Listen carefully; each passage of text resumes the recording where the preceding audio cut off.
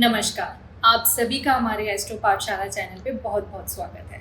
आज हम राहु के गोचर पे विषय लेकर आए हैं, तो इस बारे में चर्चा हम अपने गुरुदेव सुनील वशिष्ठ से करेंगे। तो मैं इस चर्चा को आगे बढ़ाने से पहले हमारे गुरुजी से पहले सवाल करना चाहूँगी कि आखिर ये राहु है कौन? हमारे कुंडलियों में ये सब ग्रहों से सबसे ज़्यादा भिन्न क्यों है? तो इस बारे में इसके पीछे क्या कहानी है, मैं गुरुजी से पूछना चाहूँगी। श्वेता, ये एक खगोलीय घटना है जो लगभग हमेशा होती ही रहती है गोचर की। 9 ग्रह हैं, 9 ग्रह में से कोई ना कोई ग्रह कभी ना कभी एक राशि से दूसरी राशि में प्रवेश करता है। राहु 18 मई 2025 को अपनी मीन राशि को छोड़कर कुंभ राशि में प्रवेश करने जा रहे हैं। इसी का नाम राहु का गोचर है। अब प्रश्न ये उठता है कि राहु है कौन? हमारे ज्योतिष शास्त्र में 7 ग्रह हैं और 2 छाया ग्रह हैं। इसका नाम राहु केतु है। पर ये राहु केतु की कहानी जो शुरू होती है, अगर आप उसको बहुत डिटेल में समझेंगे तो ये समुद्र मंथन से आप समझ पाएंगे कि राहु की उत्पत्ति कैसे हुई, कब हुई। मैं बहुत पूरी कहानी आपको नहीं बता करके, क्योंकि सभी दर्शक जानते हैं उसको। स्वर भानु नाम का एक राक्षस था और जब भगवान श्री हरि विष्णु जी ने मोहिनी का रूप धारण कर लिया और अमृत पान सभी को करवाया जा रहा था, तो मोहिनी रूप में नारायण जी ये प्रयास कर रहे थे कि जब भी मैं ये अमृत पान कराऊं तो देवताओं को ही करवाऊं।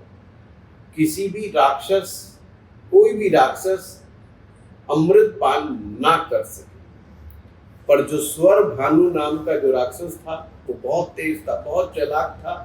वो इस चीज को तुरंत समझ गया। उसने तुरंत अपना स्वरूप बदल लिया और देवताओं का रूप धारण कर लिया, जैसे देवता होते हैं। और इस चक्रव्यूह में विष्णु जी भी फंस गए और उन्होंने अमृत पान स्वर भानु को करवा दिया। जैसे ही स्वर भानु ने अमृत पान किया, वो अमरता को प्राप्त हो गए। परंतु इस बात को, इस घटना को सूरज और चंद्रमा ने देख लिया। ज्योतिष को समझने के लिए बेटा, जो ये हमारे पुराणों में कहानियां जो दी होती है, ये बड़ा महत्व रखती है। अगर हम इन कहानियों को बहुत अच्छे से समझें तो हमें ज्योतिष के सूत्र समझना बहुत हमारे लिए आसान हो जाएगा। अब आप यहां समझिए कि सूरज और चंद्रमा 2 ऐसे लोग थे जिन्होंने देख लिया कि इसने अमृत पान कर लिया है। वो तुरंत जाकर के विष्णु जी को ये बात बता देते हैं कि भाई, जो आपने माया रची थी, जो आपने दिमाग लगाया था, वो तो इस बंदे ने फेल कर दिया। ये अमर हो गया है। अब जो हमारा प्लान था वो तो फेल हो गया कि किसी भी राक्षस के पास अमृत नहीं जाना चाहिए, पर चला गया। इस बात को जानने के बाद श्री हरि विष्णु जी ने उनका पीछा किया और अपने चक्र से स्वर भानु के 2 हिस्से कर दिए शरीर के। एक हिस्सा गर्दन और गर्दन से नीचे का दूसरा हिस्सा। जो ऊपर का हिस्सा है, धड़ से ऊपर का हिस्सा है, ये हमारा सिर से लेकर के गले तक का, उसका नाम हुआ राहु। और उसके नीचे का हिस्सा वो हुआ केतु। पर समस्या ये हो गई कि ये तो अमर हो चुका था, अब इसकी मृत्यु तो हो नहीं सकती थी, तो शरीर तो नष्ट नहीं हो सकता था, क्योंकि अमरता का वरदान लेके बैठ गए थे। ऐसे में देवताओं को एक युक्ति सूझी और उन्हें 9 ग्रहों में शामिल कर लिया। परंतु राहु ने सूरज और चंद्रमा से दुश्मनी ठान ली कि जब भी मुझे मौका लगेगा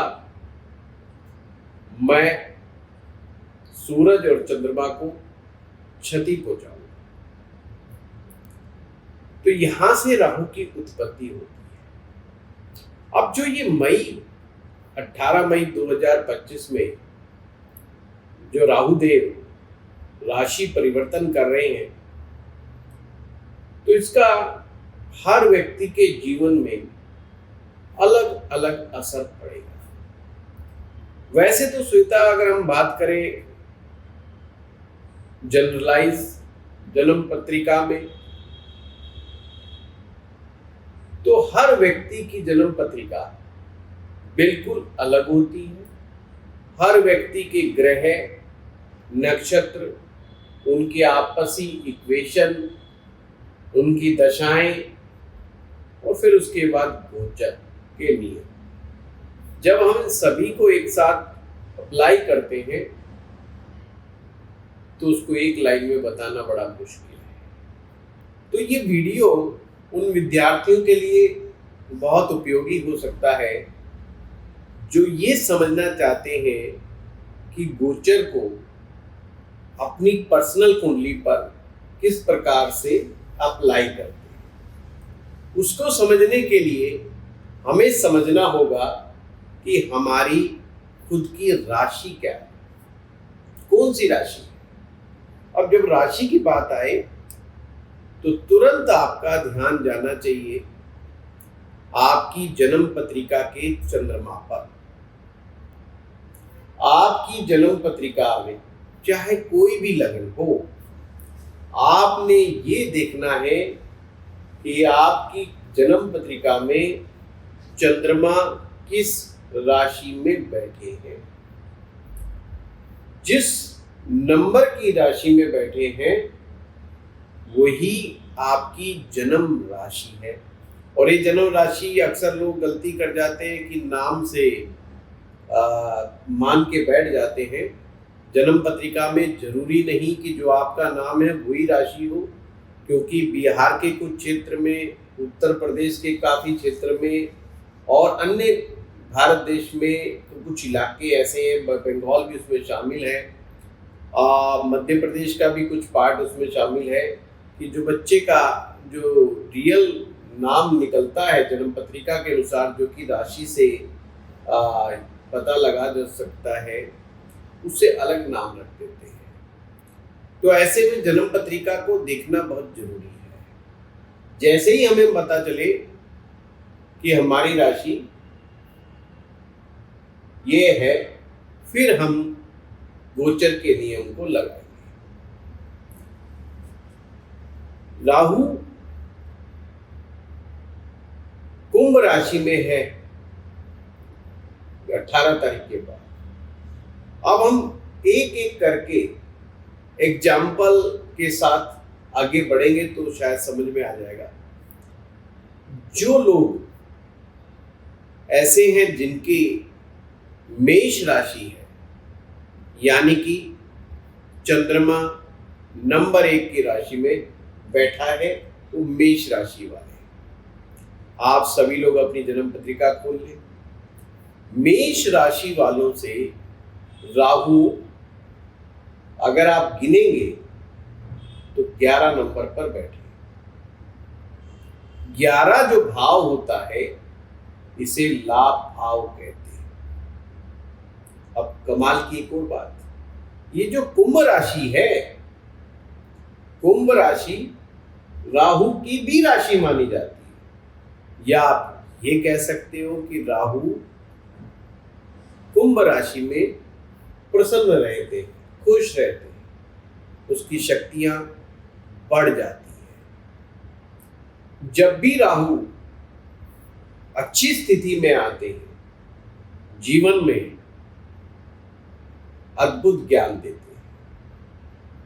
राहु जब भी खराब होते हैं, इंसान को कंफ्यूज करके रखते हैं, सेल्फ डाउट वो देते हैं, इल्यूजन देते हैं, स्ट्रेस देते हैं, अनवांटेड थॉट्स देते हैं, अनवांटेड प्लानिंग्स देते हैं, अनवांटेड फियर्स देते हैं, ओवर थिंकिंग देते हैं। राहु की स्थिति जब भी खराब होगी तो इस तरह के लक्षण दे सकते हैं। पर अगर राहु ज्यादा इक्वेशन में खराब आ जाए आपकी जन्म पत्रिका में, तो पागलपन, जेल यात्रा, बिना मतलब का विवाद, मानसिक अंतर्द्वंद और साइकोमैटिक बीमारियां, भूत प्रेत की घटनाएं, वो सब में राहु डाल देता है। राहु जादू का, टोने टोटके का, तंत्र का, इनका प्लेनेट है। पर जब भी जन्म पत्रिका में राहु अच्छी सिचुएशन में होता है, कूटनीति का ज्ञान यानी पॉलिटिक्स की समझ ऐसे व्यक्ति को बहुत अच्छी हो जाती है। राहु एक्टिंग का यानी जो हमारा सिनेमा जगत है, सिनेमा जगत में जो एक्टिंग हो रही है वो राहु की देन है। जिस व्यक्ति को एक्टर बनना हो, नेता बनना हो, मैं अक्सर कहता हूँ नेता बने या अभिनेता, बिना राहु के पॉसिबल नहीं है, क्योंकि राहु को बहरूपिया भी कहा जाता है। राहु रिसर्च की तरफ भी लेके जाता है। राहु एक तरह से जो ये इंटरनेट है, इंटरनेट से जो इंफॉर्मेशंस मिल रही है आज के टाइम में, ये सब राहु का ही प्रभाव है। बहुत तेजी के साथ सूचनाएं मिल रही, ये हमारा जो सोशल मीडिया है, ये सब राहु की देन है। अब जिन लोगों की जन्म पत्रिका में राहु खराब होता है, उनको राहु के नेगेटिव इम्पैक्ट्स मिलते हैं। परंतु जिन लोगों का राहु अच्छा होता है, वो राहु के सकारात्मक रिजल्ट परिणाम मिलते हैं। अब जैसे कि हमारा एग्जाम्पल है मेष राशि वालों के लिए, उनके लिए तो राहु जी महाराज 11वें भाव में बैठे यानी लाभ भाव बैठा है।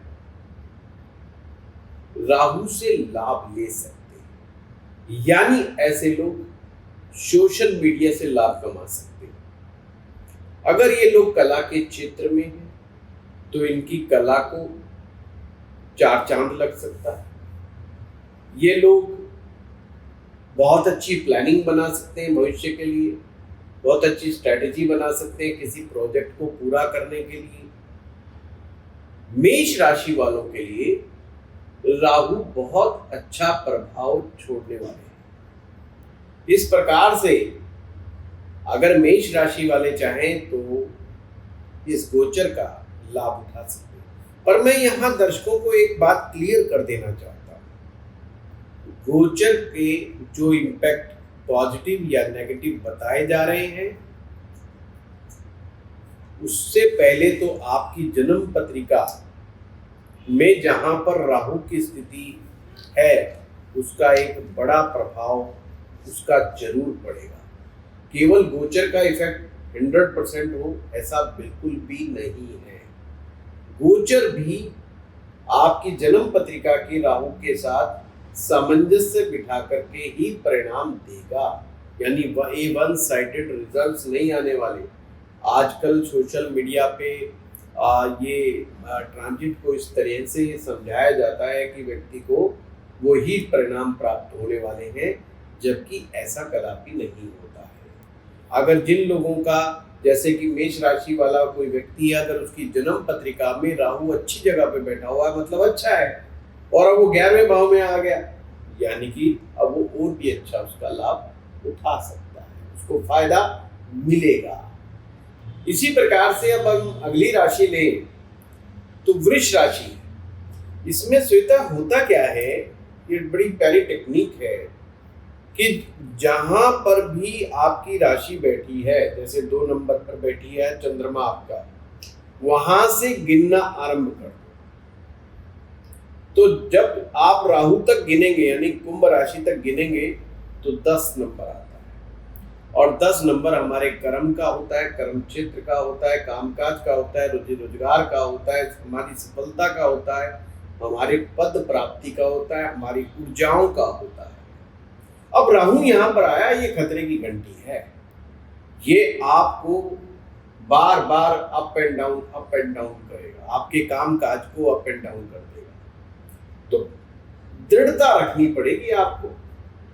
जो भी वृष राशि वाले लोग हैं वो ऐसा ना करें, सुबह कुछ प्लानिंग बनाए और शाम के बाद खुद ही कह दें कि यार ये तो प्लानिंग खराब थी, क्योंकि ये प्लानिंग मास्टर है। जो वृष राशि वाले लोग हैं और उनका राहु उनकी कुंडली में अच्छा है तो प्लानिंग तो बनाएगा, परंतु एग्जीक्यूशन करवाने में ये अप एंड डाउन बहुत करवा देगा। इसलिए वो काम को तो स्टार्ट कर देंगे, परंतु जब काम कर रहे होंगे तो उनको तुरंत ध्यान में आएगा, अरे यार मैं जो काम कर रहा हूँ उसमें मुझे लगता है कुछ कमी है, मुझे दूसरा वो वाला काम करना चाहिए, यार मुझे तीसरा करना चाहिए, मुझे चौथा काम करना चाहिए। मतलब उनका माइंड बार बार डाइवर्ट होगा अलग अलग कामों पे।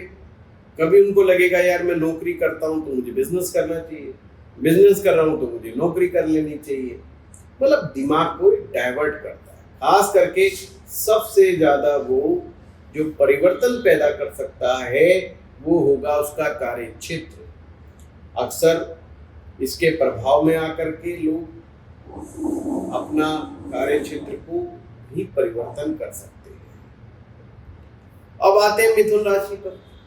जैसे ही हम मिथुन राशि पर आते हैं यानी कि चंद्रमा 3 नंबर की राशि में और कुंभ राशि तक गिनेंगे तो संख्या आती है 9, यानी कि 9वें भाव में आपके चंद्रमा से जो राहु है 9वें भाव में आ गया।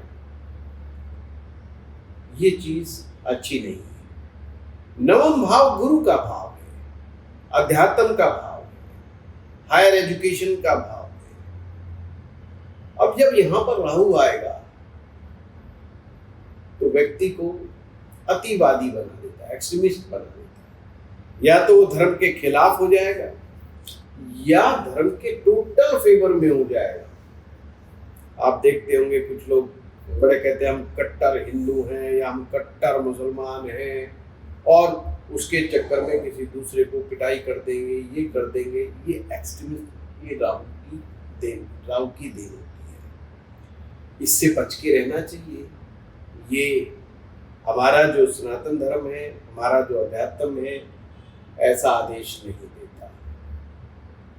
राहु 9वें में आए तो ध्यान रखें, गुरु की, ब्राह्मण की, पीपल की, मंदिर की, उनका अपमान ना करें, इन्हें क्षति ना पहुंचाएं, नहीं तो ये नेगेटिव कर्मा क्रिएट करता है।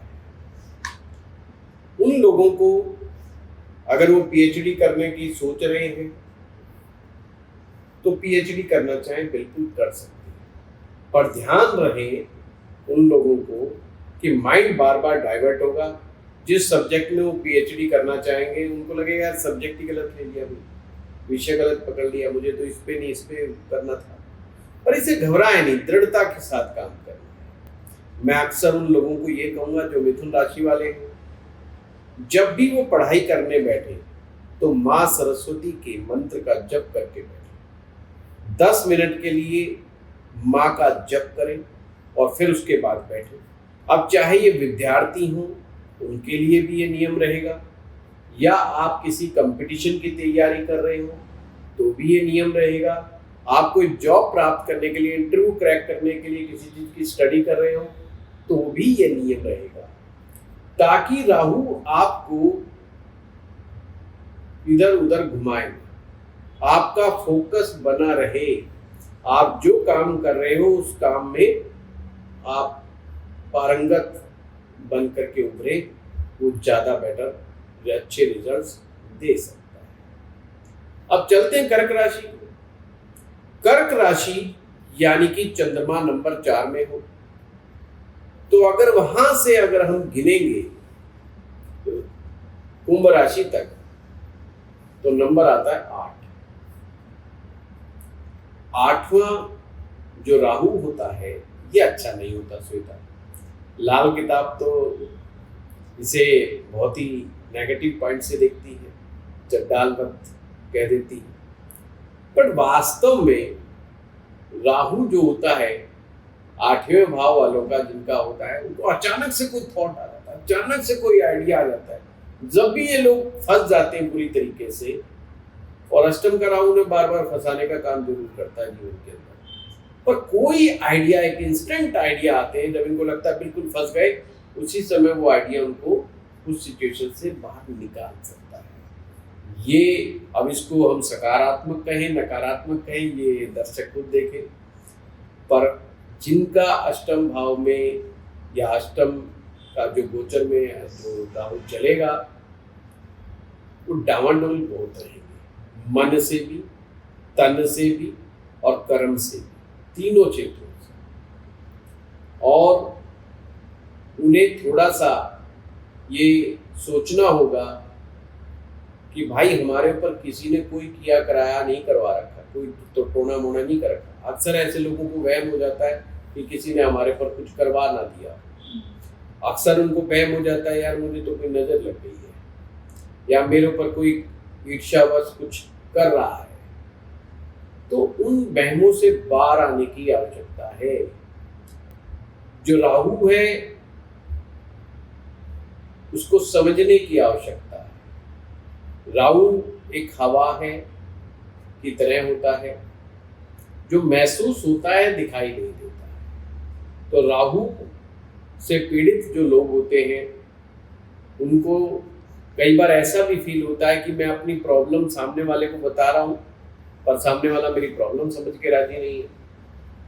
अगर किसी को लगता है कि मुझे भगवान शिव दिखाई दे रहे हैं, और उसे दिखाई दे रहे हैं पर दूसरा कह रहे हैं तो बेवकूफ बना रहा है, तो कभी कभी ऐसा भी होता है। पर ऐसे लोगों को भगवान हनुमान जी की शरण में जरूर जाना चाहिए, जिनका ये गोचर करे। मैं उनको सलाह दूंगा कर्क राशि वालों को कि 7 पाठ नित्य हनुमान चालीसा के करने आरंभ कर दे। राहु के दोष में कमी आएगी, या जो नेगेटिविटी है वो कम होगी। और एक और चीज कहना चाहूंगा कि फुल बॉडी मसाज उनको सप्ताह में एक बार पूरे शरीर पर नारियल तेल से अपनी मसाज करनी चाहिए। जो नारियल का संबंध भी राहु से होता है, तो ऐसे में उनको रिलीफ मिलेगा। प्राणायाम बहुत अच्छे तरह से काम करता है। आपको मैं ये दर्शकों को कहना चाहूँगा, आप चाहे राहु की महादशा में चल रहे हो, अंतरदशा में चल रहे हो, राहु पॉजिटिव हो, राहु नेगेटिव हो, आपका ट्रांजिट राहु का गोचर आपके विपरीत हो या फेवर में हो, दोनों ही स्थिति में प्राणायाम आपको बहुत हेल्प करता है। प्राणायाम में भी 3 प्राणायाम विशेष करके मैं कहता हूँ, नाड़ी शोधन प्राणायाम, अनुलोम विलोम प्राणायाम और भ्रामरी। भ्रामरी को तो बिल्कुल ना भूलें, क्योंकि राहु का काम है हमारे विचारों को ऐसे ऐसे हिलाना, पेंडुलम की तरह विचारों को स्थिर नहीं रहने देता। मस्तिष्क के अंदर पता नहीं कौन कौन से विचार आते रहते हैं। ऐसे में भ्रामरी बहुत अच्छा काम करती है फोकस करने के। अब चलो अगली राशि पे चलते हैं, सिंह राशि पे। सिंह राशि से जब कुंभ राशि तक चलते हैं तो श्वेता नंबर आता है 7, यानी कि राहु अपने से 7वां बैठा है। अपने से 7वां बैठना ठीक नहीं माना जाता। जिन लोगों के गोचर में ये स्थिति आए, उन्हें अपनी मैरिज लाइफ को बड़े आराम से चलाना चाहिए। छोटे मोटे विवादों को तुरंत सोल्व करना चाहिए, और रसोई में बैठ करके खाना खाने से राहु का दोष काफी हद तक कम हो जाता है। हर रोज आप रसोई में बैठ के खाना नहीं खा सकते, कोई बात नहीं, हफ्ते में 2 दिन 3 दिन रसोई में बैठ के खाना खाएं। आपको जो उपद्रव हो रहे हैं डे टू डे इनकम में, पार्टनरशिप में, मैरिज लाइफ के अंदर, अपने एसोसिएट्स के साथ झगड़े हो रहे हैं, इन सब में आपको हेल्प करेगा। अगर हम कन्या राशि वालों को देखें, यानी चंद्रमा नंबर 6 की राशि कन्या राशि, कन्या से अगर हम कुंभ तक चलते हैं तो नंबर आता है 6, छठा स्थान राहु के लिए होता है। किसी प्रकार का पीछे से कोई विवाद चल रहा हो, कोई मुकदमा चल रहा हो, किसी कंपटीशन की तैयारी में हो, कोई इंटरव्यू देना हो, किसी चीज की पहले से ही कोई प्रोजेक्ट के ऊपर प्लानिंग बना करके उस पर काम कर रहे हो, लंबे समय से काम पूरा ना हो रहा हो, इन सब चीजों में ये राहु आपको हेल्प करेगा, आपको मदद करेगा। तो ये तो बहुत अच्छी बात हो गई है ना। दूसरी बात, अगर हम तुला राशि वालों को देखें, यानी कि चंद्रमा नंबर 7 में पहुंच गया, और वहां से अगर हम गिनना आरंभ करें तो नंबर 5 आता है। बेटा नंबर 5 वाला मामला गड़बड़ है। नंबर 5 से हम संतान के बारे में देखते, प्रेम के विषय में देखते, भक्ति के विषय में देखते। अब यहाँ 2 स्थितियां पैदा करेगा। अगर व्यक्ति भक्ति में लगा, भक्ति मार्ग पे चला, तो बहुत गहराई में चला जाएगा। ऐसा लगेगा कि बस ये कब घर परिवार को छोड़ करके ऐसा ना हो कि ये सबको छोड़ दे जिम्मेवारियां और भक्ति में ही लग जाए। उसका मन बहुत भक्ति में लगने लगेगा, या अपोजिट भी हो सकता है। हाँ, दूसरी बात है, अक्सर ये लव अफेयर चलाने में इसका बड़ा योगदान रहता है। बड़े उठपाट पटांग तरीकों से ये अफेयर चलाने में मदद पहुंचाने का काम करता है। एक जाति दूसरी जाति आपस के अंदर, जिनकी आपस में नहीं बनती समाज में, वहां पर प्रेम करवा करके बैठ जाएगा। It's not good. मतलब राहु ऐसा काम कर सकता है, तो लोगों को थोड़ा सावधानी रखनी चाहिए। भक्ति में चले गए कोई बात नहीं, नुकसान नहीं। पर पंचम भाव जीवन में लक्ष्मी भाव भी कहलाता है। अगर इन्होंने इस राहु की एनर्जी को बैलेंस कर लिया, यानी कि ये इधर उधर भटके नहीं, अपनी ऊर्जाओं का दुरुपयोग इन्होंने नहीं किया, तो ये बहुत अच्छा धन कमा सकते हैं। जो अपॉर्चुनिटी इनको मिलेगी, उस अपॉर्चुनिटी का पूरा लाभ ये उठा सकते हैं। इसी प्रकार से अगर हम वृश्चिक राशि वालों को देखें, यानी नंबर 8 राशि, और उनको कुंभ राशि तक अगर हम गिनेंगे तो नंबर बेटा आता है 4।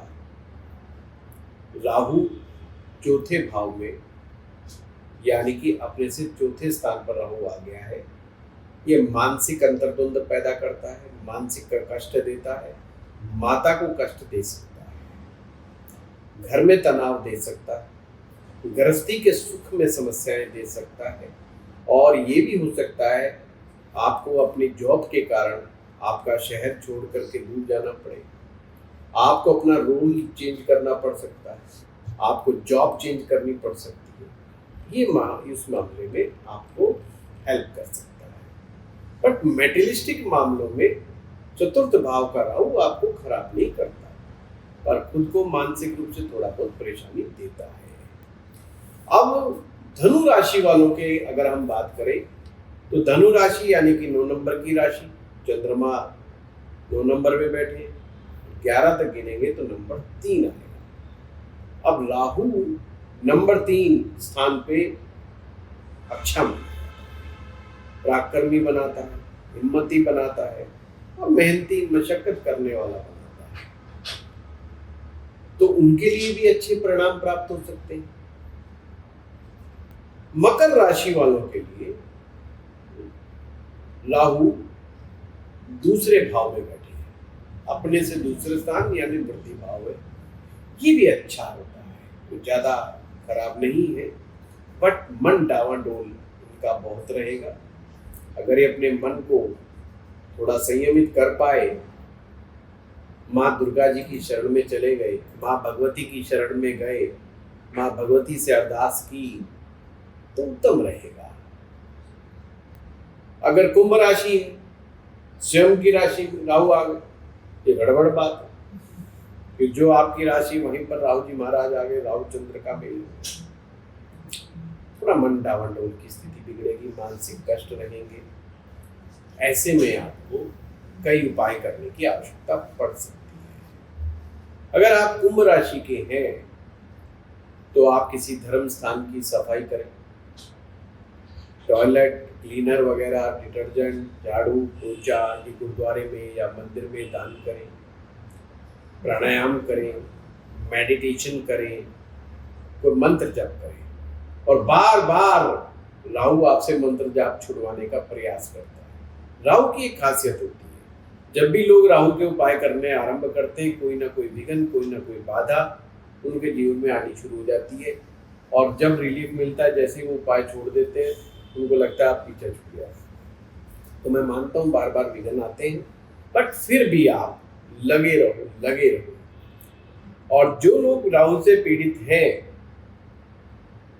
उन्होंने हमारा ये जो पॉडकास्ट देख रहे हैं, उन्हें समझना होगा जो ये हमारे सोच को या हमारे जीवन को ये साइन ग्राफ की तरह जो ऐसे ऐसे अप डाउन चलता है, जो हमारी मन स्थिति और हमारे जीवन की स्थिति ऐसी कर देता है, दृढ़ता से मुकाबला करना पड़ेगा, सेल्फ डाउट से बाहर आना पड़ेगा, तो बात बनेगी। अब जो लोग मीन राशि में पैदा हुए, अब मीन राशि से चंद्रमा एक भाव पीछे हो गया, ये बेटा ये स्थिति ठीक नहीं है।